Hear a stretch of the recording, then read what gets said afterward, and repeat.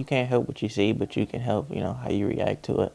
So, you're going to see stuff regardless just because it's around you. But it's up to you to make that decision to, do the right thing, not be a follower.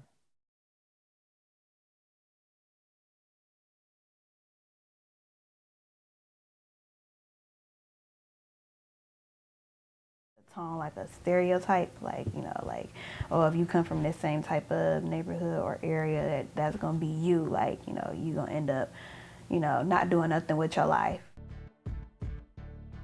When I was younger, I stayed on Spokane, and you see nothing but uh, just abandoned houses and drugs all over the place, and you would hear shootings at nighttime from time to time.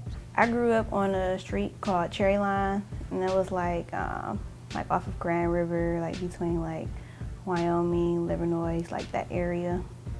My block wasn't real bad because a lot of the people that stayed on that block were like homeowners, like my grandparents.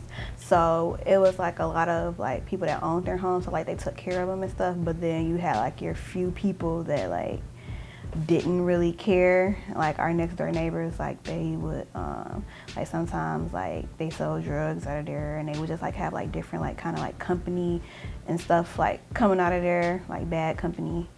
I was exposed to just being around, drugs and things like that because some of my family members were into that kind of stuff. So I kind of seen it, at an early age. But they also helped me because I knew that's, what I didn't want to do. All the people that were like, that I grew up with, like around my age, during that, when I lived there, like they were all like bad. Like they were doing stuff like they weren't going to school and like getting in like different types of trouble and stuff like that. So like for me, it was like I was exposed to like stuff like that for a while. Like I didn't know that like, it was like uncommon to me. Like when I found out that people that were around my age and stuff were like getting pregnant and stuff, it was like, it was kind of like wow. I have mixed emotions about Detroit. It's some areas that's really messed up and a lot of abandoned homes and drugs and murders going on. Then it's the other side where they're really nice houses and people been there for years and they took the time out to take care of their house. It looks like a whole different area. I love Detroit. I have a love and appreciation for it because that's where I'm from. I can't, no matter where you go in life, you can't forget where you came from. So for me, it's like I love Detroit because that's my hometown. But I just wish that, for one, I wish the people that stayed in Detroit wouldn't, deface its name like they do, like, do all the different stuff, like, set the houses on fire. All of the homeless people and all of the, people that are on drugs, some people that you knew when you were younger, it just makes you, strive to be more successful.